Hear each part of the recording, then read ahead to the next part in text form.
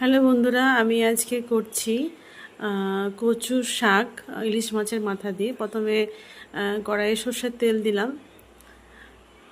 আমি করছি পাঁচফোড়ন দিয়ে।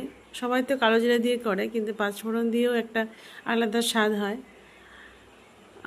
1.5 চামচ মতন পাঁচফোড়ন দিলাম, আর শুকনো লঙ্কা দিলাম একটা।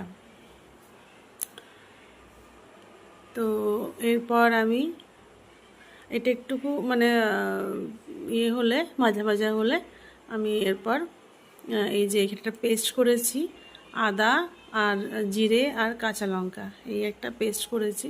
এটা আমার 2 চামচের মতন আর কি। হ্যাঁ, মিক্সারে পেস্ট করে নিয়েছি। এবারে ওটা একটু কষবো আর কি। আর এইসব কচুর শাক বা সব কিছুতে একটু সরষের তেল না হলে ভালো লাগে না।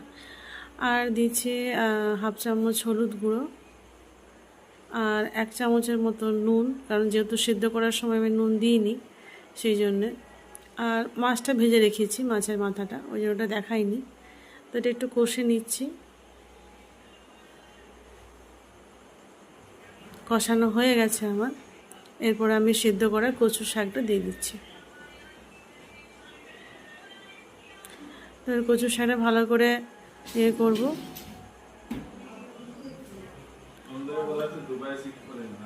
আর এরপর দিচ্ছি আমি ভাজা জিরের গুঁড়ো দিয়ে দিয়েছি, মাছের মাথাগুলো দিয়ে দেবো।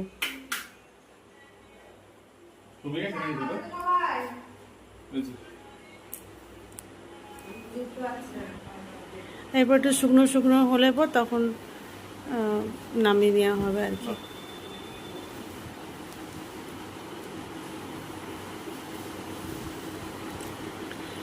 এবার একটু ঝাল লঙ্কার গুঁড়ো দেওয়া হচ্ছে, আর একটু ঝাল ঝাল না হলে ভালো লাগে না।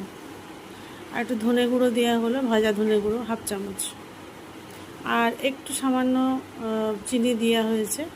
ব্যাস, এর হয়ে গেছে। এই অতুলনীয় খেতে, স্বাদ খুব ভালো। থ্যাংক ইউ আমার ভিডিওটা দেখার জন্যে।